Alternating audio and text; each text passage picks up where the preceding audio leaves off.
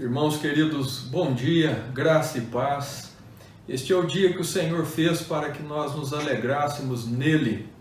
Eu te convido com temor e tremor para que a gente possa finalizar o Salmo de número 116. Nós já vimos este Salmo por dois momentos, que abrange os versos de número 1 a 3, quando nós temos ali um salmista profundamente consternado, profundamente maravilhado e tomado pela bondade de Deus em dar a este homem ouvidos.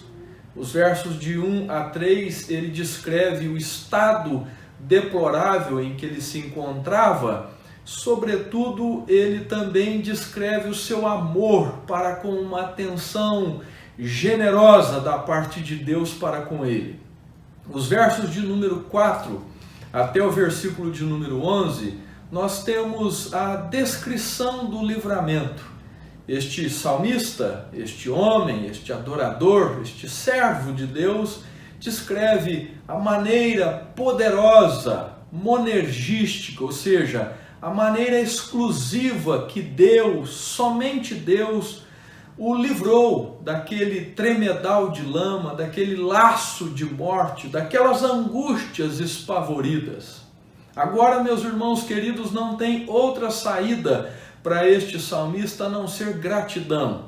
Os versículos de número 12 até o verso de número 19 é o terceiro momento deste salmo de aleluias, deste salmo de louvores ao Senhor.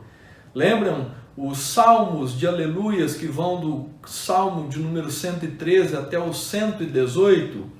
É, na verdade, hinos, tributos de louvor a Deus pela sua bondade ao pecador.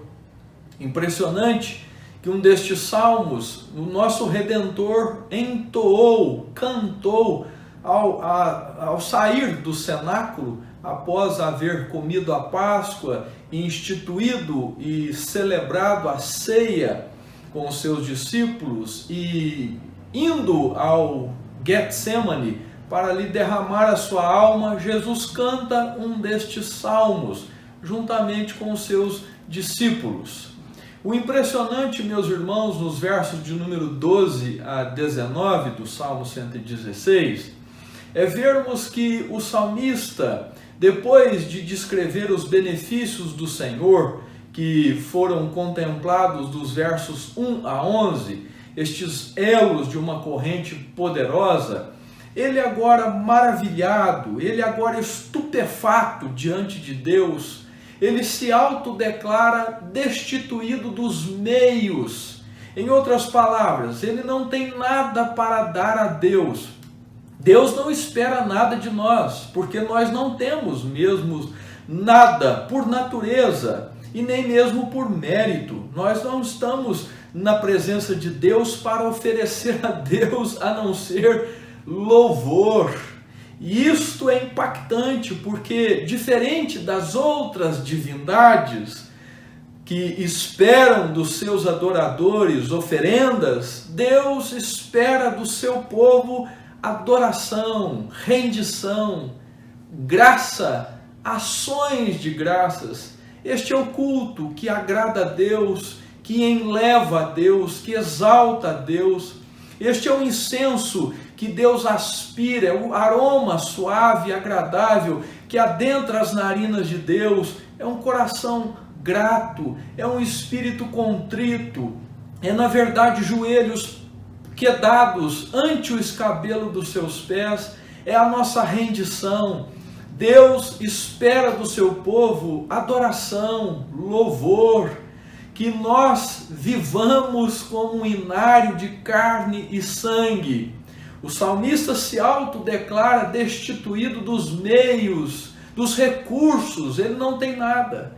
É como o Salmo de número 40, verso de número 17, escrito por Davi, quando Davi, rei de Israel, declarou-se pobre, sem recursos. E no Salmo 40, 17, Davi diz: eu sou pobre e necessitado, porém o Senhor cuida de mim. Tu és o meu amparo e o meu libertador. Não te detenhas, ó Deus meu. Nesta declaração, Davi está afirmando que ser é diferente de estar.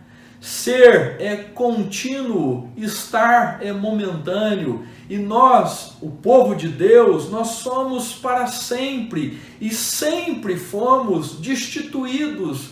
Sempre, nunca tivemos recursos, nada para dar a Deus, se até o oxigênio, se até o ar que respiramos descende, vem do Senhor, nele nós subsistimos. Colossenses capítulo 1, verso de número 17, diz que nele é que nós existimos.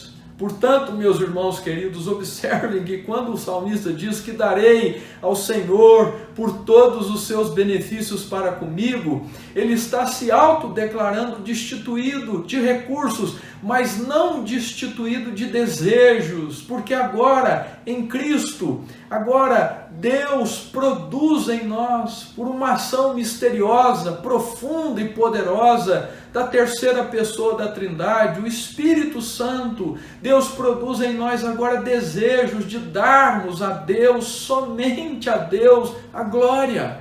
Podemos não ter recursos nesta mesma hora, mas nós temos, meus irmãos, agora ânsia, desejos candentes, ardentes para dar a Deus agora mesmo glórias. Ele sabe. O próprio salmista declara que ele não teria nada se Deus não lhe tivesse dado. Por isso ele diz que darei ao Senhor por todos os seus benefícios para comigo. É um solilóquio, ele está falando como que olhando no espelho, falando de si para si. O que eu, o que você, o que nós podemos dar a Deus se tudo que temos, se tudo que somos procede do Senhor? Davi, o rei de Israel, no primeiro livro das Crônicas, capítulo de número 29, o verso de número 14, declarou numa oração profunda, simples, mas poderosa: quem sou eu? Quem é o teu povo para que pudéssemos dar a ti, ó Deus, alguma coisa, se tudo nós recebemos das tuas mãos e das tuas mãos tu damos? Meus irmãos queridos, eu lembro em épocas de Dia dos Pais na escola, quando nossos filhos arrumam aquele presentinho, confeccionam aquele presente, compram aquele presente e nos presenteiam, nós abrimos um sorriso, nós abraçamos, nós recebemos e agradecemos aquele presente generoso, aquele presente de demonstração de amor a nós, mas bem sabemos que não são eles que estão nos dando. Nós demos a eles, nossos recursos é que adquiriram aquilo. Todavia, meus irmãos, o salmista está aqui firmado em Deus, professando uma fé extravagante, firmado no que Deus é. Ele professa uma fé robusta, uma fé produzida pelo próprio Deus, prazerosa, fruto da graça de Deus, visto, meus irmãos queridos, que a fé é dom de Deus. Ele está tão saturado de Deus, ele está tão assim embevecido de Deus, ele está tão cheio de prazer em Deus, que isso pode ser verificável na sua pública declaração desta fé prazerosa. Em Deus ele se deleita de tal maneira que ele afirma aqui ter prazer na salvação de Deus. Ouça o verso de número 13, o salmista diz: tomarei o cálice da salvação e invocarei o nome do Senhor. Ele é salvo. Ele agora tem os ouvidos de Deus, os olhos de Deus sobre ele. Ele agora leva o nome do Senhor. Meus irmãos, ele tem prazer na salvação de Deus. Em segundo lugar, veja que a sua fé é tão prazerosa que ele declara prazer no testemunho público. Versos 14 e 18, ele diz assim: cumprirei os meus votos ao Senhor na presença de todo o seu povo. Verso 18, ele repete: cumprirei os meus votos ao Senhor na presença de todo o seu povo. Ou seja, ele tem prazer em ser um testemunho público desta salvação. Em terceiro lugar, veja que a sua fé é tão prazerosa que ele tem prazer na vida. A vida para este homem não termina, ela não tem um ponto final. Verso de número 15, ele diz: preciosa é aos olhos do Senhor a morte dos seus santos. Meus irmãos, em Deus a vida continua. Meus irmãos queridos, a morte para nós agora não é mais juízo, é passaporte, visto que para nós, os que estamos em Cristo, nós não temos mais a condenação, nós não temos mais o juízo de Deus sobre nós. Por isso ele declara, ele publica esta fé prazerosa na salvação de Deus, e como um testemunho vivo ele diz, como Jó: ainda que Deus me mate, eu ainda crerei, eu ainda manterei o meu amor para com ele. Em quarto lugar, veja que a sua fé é tão prazerosa que ele declara prazer no serviço, que ele declara prazer no reconhecimento do senhorio de Deus sobre a sua vida. Verso de número 16, ele diz: Senhor, deveras sou teu servo, filho da tua serva, quebraste as minhas cadeias. Ele agora é um escravo da graça, ele agora é um liberto de Deus e para Deus. Em sexto lugar, veja, meus irmãos queridos, que ele tem prazer no culto. Salvo, ele não só quer testemunhar, ele não quer só celebrar a vida, ele não quer só se sujeitar a Deus, ele tem prazer no culto, ele tem prazer no ajuntamento solene, ele tem prazer em dar a Deus, tributar a Deus louvor e glória. Verso de número 17, ele afirma: oferecer-te-ei sacrifícios de ações de graças e invocarei o nome do Senhor, isto solenemente, isto publicamente, mas ao mesmo tempo no culto, junto dos demais irmãos. E por último, veja que a sua fé é tão prazerosa que ele tem prazer em Deus, e isto é extensivo na comunhão dos santos. No verso 19 ele diz: nos átrios da casa do Senhor, no meio de ti, ó Jerusalém, aleluia. Irmãos queridos, nós temos aqui um princípio muito importante. A longanimidade de Deus não depende do nosso caráter, da nossa postura, não. A longanimidade de Deus depende exclusivamente da sua compaixão e das suas promessas que não falham.